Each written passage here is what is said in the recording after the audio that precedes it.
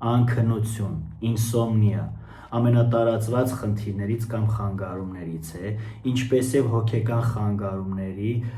առաջնային սիմպտոմներից է, ինչպիսիք են դեպրեսիա, բիպոլյար աֆեկտիվ խանգարում, հետտրավմատիկ ստրեսային խանգարում, տագնապային խանգարումներ, ֆոբիաներ, վախեր, նշեմ, որ քունը, չեմ հիշում, որ լեզվից թարգմանաբար նշանակում է փոքրիկ մահ։ Նախքան պաթոլոգիկ քնի խանգարմանը անդրադառնալը, նշեմ, որ բոլորիս կյանքում լինում է անքնություն կամ օրեր, երբ որ մենք դժվարանում ենք քնել կամ չի ստացվում քնել։ Դա կարող է կապված լինել ինչ որ իրադարձությունների հետ, օրինակ հաջորդ օրը մեզ սպասում է կարևոր քննություն կամ հարցազրույց կամ ինչ որ տխուր իրադարձության պետք է մասնակցենք։ Մեր հոգեկանը փորձում է տվյալ իրավիճակի հետ կապված օպտիմալ լուծում գտնել։ Նաև նշեմ, որ հոգեկանի ֆունկցիաներից է, մտքի ֆունկցիաներից է խնդիրները լուծել, ստեղծել պայմաններ, որպեսզի մարդը կարողանա հեշտությամբ ադապտացվել, ինչպես եւ քունը փաստում է 4 կարևոր ֆունկցիայի մասին, ինչպիսիք են չավարտված գործողություններ, չմարսված էմոցիաներ, չբավարարված պահանջներ եւ չմշակված մտքեր։ Հերթով անդրադառնամ եւ օրինակներ բերեմ, որպեսզի բոլորիս համար հասկանալի լինի։ Տեսեք, մեր հոգեկանում այն էմոցիաները, որոնք որ առօրյա կյանքում չեն գիտակցվել, չեն հասել, չեն ուղղվել իրենց նշանակետին, այդ էմոցիաները հետ են վերադառնում մեր հոգեկան կամ պահպանում են մեր մարմնում կամ անգիտակցականում եւ որոշ ժամանակ անց կամ տվյալ իրավիճակից սկսած նրանք ուղիներ են փնտրում, որպեսզի արտահայտվեն կամ հարմար առիթ են փնտրում, որպեսզի արտահայտվեն։ Ինչպես է մտքերը, օրինակ հարազատի հետ վեճ է տեղի ունեցել, նշեմ, որ նաև մտքերն ու էմոցիաները շատ սերտ փոխկապակցված են եւ միմյանց հաջորդում կամ փոխարինում են։ Օրինակ, երբ որ մեզ վիրավորել են, ցավացրել են, որի հետ կապված արդեն առաջանում են մտքեր, ինչպես լուծում փնտրել, ինչպես պատասխան ռեակցիա տալ, ինչպես ցավացնել դիմացինին այնպես, ինչպես որ ինքն է ինձ ցավացրել, եւ երբ որ մենք չենք կարողանում տվյալ իրավիճակի ժամանակ, տվյալ պահին այդ կոնֆլիկտը լուծել, այս մտքերը հետագայում, երբ որ մենք արդեն զբաղված չենք այլ բաներով, օրինակ հենց մեկը երբ որ պառկում ենք, այս մտքերը հետ են վերադառնում այն պայմանով, որպեսզի տրամաբանական լուծում ստանան։ Իսկ պահանջների դեպքում արդեն մեր կյանքում մենք ուզում ենք կարևոր լինել, սիրված լինել, հարգված լինել, մեզ մեծ նշանակություն տան, մենք ուզում ենք ինչ-որ տեղ ու դեր ունենալ, զբաղեցնել։ Երբ որ այս բոլոր թվարկածներս իրենց նշանակետին չեն հասնում կամ մենք չենք կարողանում ինչ-որ ժամանակում հասնել մեր ուզածին, այս պահանջների չբավարարվածության պատճառով արդեն մեր ուղեղում, մեր մտքերում, մեր կյանքում կուտակված են ինչ-որ հարցեր, ինչ-որ խնդիրներ, որոնք որ էլի մեզանից պահանջում են լուծում։ Եվ մենք երբ որ պառկում ենք, որպեսզի քնենք, այս բոլոր մտքերը, չապրած էմոցիաները, վախերը, աբիդաները, չկայացած լինելը, վիրավորված լինելը, ճնշված լինելը, բոլորը մեր հոգեկանը փորձում է մեզ ցույց տալ, որպեսզի մենք լուծում գտնանք, բայց քանի որ հաճախ մենք այս ամենը չենք գիտակցում, որովհետև մենք այդքան գերզարգացած չենք կարող լինել, որպեսզի աշխարհի բոլոր խնդիրները ինքնուրույն լուծենք։ Եթե այդպես լիներ, չէր լինի հարակից բոլոր հոգեկան առողջության հետ կապված մասնագիտությունները կամ առհասարակ բժշկությունը, որովհետև մենք երբեմն մեզանից պահանջվում է ուղղակի հետևել այն ազդանշաններին, որոնք որ մարմինն է մեզ ցույց տալիս, սիմպտոմները, գանգատները, դժգոհությունը, դժվարությունը, զզվանք, այդ բոլոր հույզերն ու մտքերը, դրանք նշաններ են, ազդանշաններ են, ազդակներ են, որպեսզի մենք, եթե ինքնուրույն չենք կարողանում լուծել մեր խնդիրը, դիմենք մասնագետին, ում օգնությամբ կփորձենք արդեն բացել մեր հոգեկանը կամ սկսել խոսել մեր առօրյայի մեզ անհանգստացնող խնդիրների մասին, որպեսզի մասնագետի հետ փորձենք լուծում գտնել։ Քունը ունի երկու մեծ խումբ, բաժանում է երկու խմբի, նռեմ, որը իր հերթին բաժանում է 3 խմբի, մակերեսային, թեթև եւ խորը։ Մակերեսայինը տևում է 5-ից 10 րոպե, երբ որ մարդը նիրհում է, արդեն պատրաստվում է քնելուն։ Մակերեսայինի ժամանակ արդեն հոգեկանում կարևոր ֆունկցիաներ են տեղի ունենում, գլխուղեղը սկսում է արդեն պատրաստվել հանգստանալուն, զարկերակային ճնշումը իջնում է, սիրտը սկսում է դանդաղ աշխատել, իսկ արդեն խորը քնում ամբողջությամբ մենք բավարար չափի էներգիա ենք ստանում, այսինքն այն հոգնածությունը անցնում է, մարմինը լիարժեք լիցքավորվում է եւ դրան հաջորդող փուլը արդեն REM-ը, որը կոչվում է արագ, REM-ը դանդաղ է կոչվում, այս արագ փուլի ժամանակ աչքի բիբերը սկսում են արագ շարժվել, դա փաստում է այն մասին, որ մենք երազ ենք տեսնում, մեր հոգեկանը, երբ որ արդեն գիտակցականը անջատվում է, հանգստանում է, մեր անգիտակցականը երբեք չի հանգստանում, մեր անգիտակցականում տեղի է ունենում ինֆորմացիայի վերամշակում եւ երազները փաստում են մեր վախերի, չբավարարված պահանջների եւ ցանկությունների ու երազանքների մասին, երբեմն նաեւ մարգարեական երազներ ենք տեսնում, որը որ ամեն մարդու չի հասանելի։ Այս փուլում մարդու հիմնական մկանները բլոկավորվում են, որպեսզի մարդը իրեն չվնասի կամ այն ինչ որ տեսնում է, այն ինֆորմացիան պատտվում է ուղեղում, փակ աչքերով չիրագործի։ Իսկ այս փուլում նաև արդեն սիրտը սկսում է արագ աշխատել, շնչառությունը արագանում է եւ մեծ քանակի ադրենալին է արտադրվում։ Սա նաև փաստում է այն մասին, որ մեր հոգեկանը երբեմն չի տարանջատում իրականությունն ու երազը կամ ֆանտազիան։ Եվ երբեմն մարդիկ չեն հիշում իրենց երազները, բայց նշեմ կարևոր մի փաստ, անքնության դեպքում նախ երբ որ մարդը թվում է որ քնել է, բայց արթնանում է արդեն հոգնած, տանջված, ջարդված, կարծես իրեն ծեծած լինեն,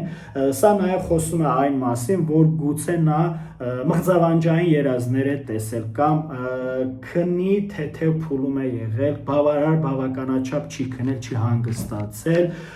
երբ որ գիտակցականը անջատվել է, անգիտակցականը նրան ցույց է տալիս, որ դու ունես բազում չլուծված խնդիրներ, որոնց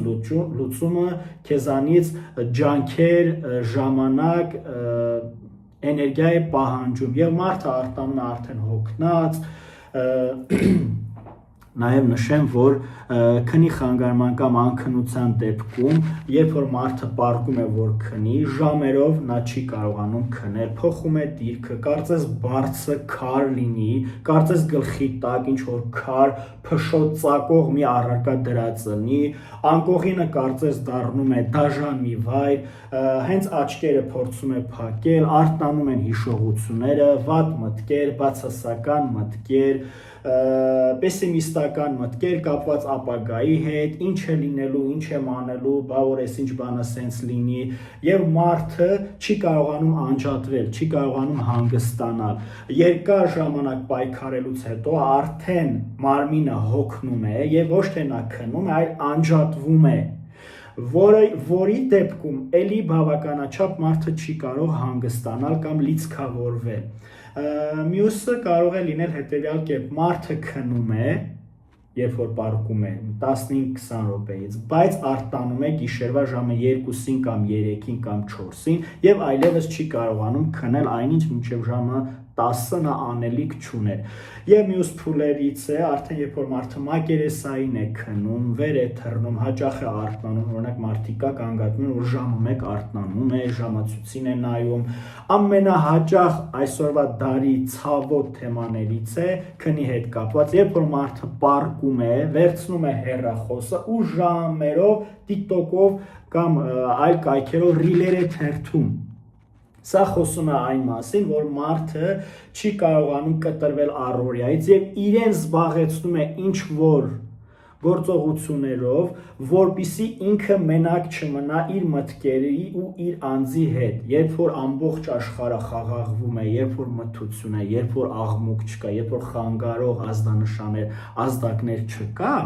մարդը արդեն սկսում է լսել իր ներսի ձայնը, իր գլխի աղմուկը, իսկ այդ աղմուկը այն մասին է, որ վարկ ունես վճարելու, երեխային պետք է տանես մանկապարտեզ, սնվելու խնդիր ունես, տեղաշարժվելու խնդիր ունես, մեքենայի ակերը պետք է փոխել, եղանակը փոխվում է, պետք է ձմեռային զգեստ գնել,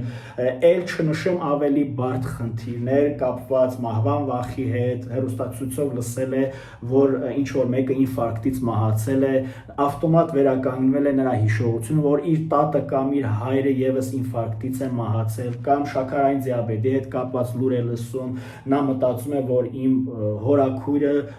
վաղ տարիքում մահացել է այդ խնդրից, ինձ եւս դա սպառնում է։ Այսինքն այն ամեն ինչը որ մենք առօրյայում ճնշել ենք, արտամղել ենք, երբ որ պարկում է մարդը, գլուխը դնում է բարձի, մենակ է մնում ինքը իր հետ, այս բոլոր ներքին ձայները, չբավարարված պահանջները, չլուծված խնդիրները, չարտահայտված էմոցիաները սկսում են մարդուն խեղդել։ Ոչ թե որպես թշնամի են հանդես գալիս, մենք հաճախ հենց տենց էլ ընդունում ենք, այդ ընդհակառակը մարդուն ուզում են ցույց տալ, որ հարգելի, սիրելիս, մեզանով զբաղվիր քո կյանքով, եւ որքան էլ որ դու գնում ես բժիշկների մոտ, նրանք քեզ տարբեր տեսակի քնաբերներ են նշանակում,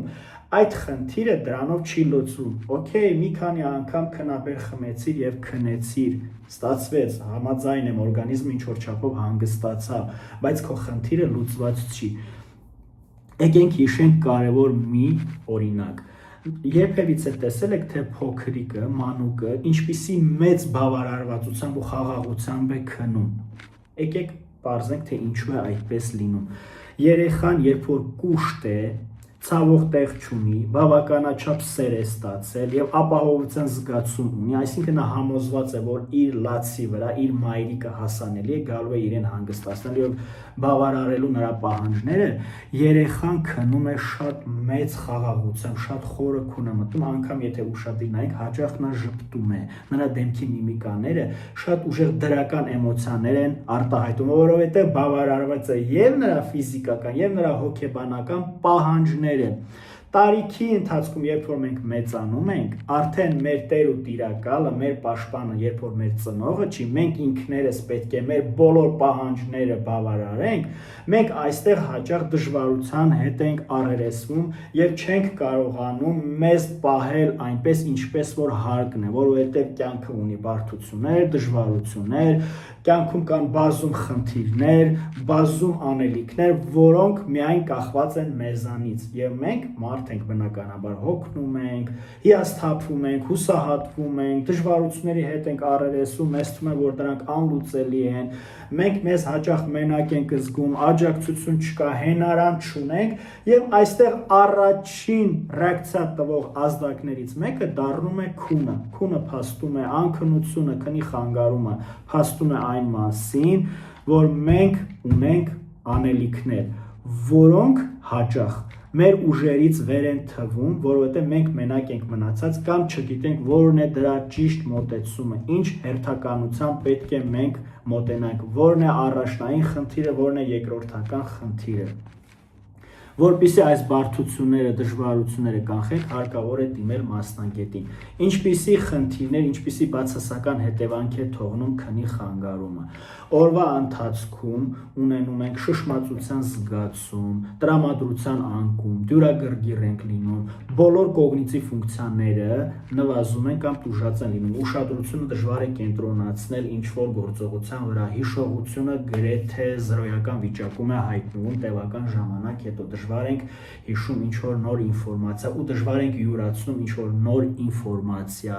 դժվար ենք կողմնորոշվում, իմունիտետը ընկնում է, արդեն հիվանդությունների հանդեպ մենք թույլ ենք, շուտ հաճախ ենք սկսում հիվանդանալ, թույլ ենք զգում մեզ, կարծես սպառված լինենք, ճզմված լիմոնի պես ենք մեզ զգում։ Հարգելիներս, այս ամենը կանխելու համար խնդրում եմ մեծ ուշադրություն դարձնել նաև քնի հիգիենային։ Հիմա ֆիզիոլոգիական բոլոր առանձնահատկություններին չեմ անդրադառնա, բայց քնի հիգիենայից կարճ որ կարող եմ ասել, ինչ իհարկե խնդրի լուծում չի, բայց կարող է նաև օգնել։ Քնելուց առաջ անպայման փորձեք մի քանի ժամ չկերակրվել, չսնվել, փորձեք մի քանի ժամ չծանրաբեռնել ձեր ուղեղը, չօգտագործել կոֆեին, ալկոհոլ, ինչ-որ սիգարետ, չփորձել կարդալ ծանր գրականություն, ծանր ֆիլմեր չդիտել, սովորություն դարձրեք ֆիքսված ժամերի քնել, ֆիքսված ժամերին արթնանալ, ամենանախընտրելի ժամերը քնի համար դա ժամը երեկոյան 22:00 կամ 23:00 են, եւ այդ ամենանպաստավոր ժամանակն է մարդը որպեսզի բավարարվի իր քնից, բայց եթե ունեք հոգեբանական խնդիրներ, չլուծված խնդիրներ, տարբեր տեսակի խանգարումներ կամ ֆիզիկական հիվանդություններ, անպայման պետք է այդ ամեն ինչով, այդ բոլոր խնդիրների լուծմամբ զբաղվել։ Այսքանը սիրելիներս, լավ մնացեք, մինչ հանդիպում։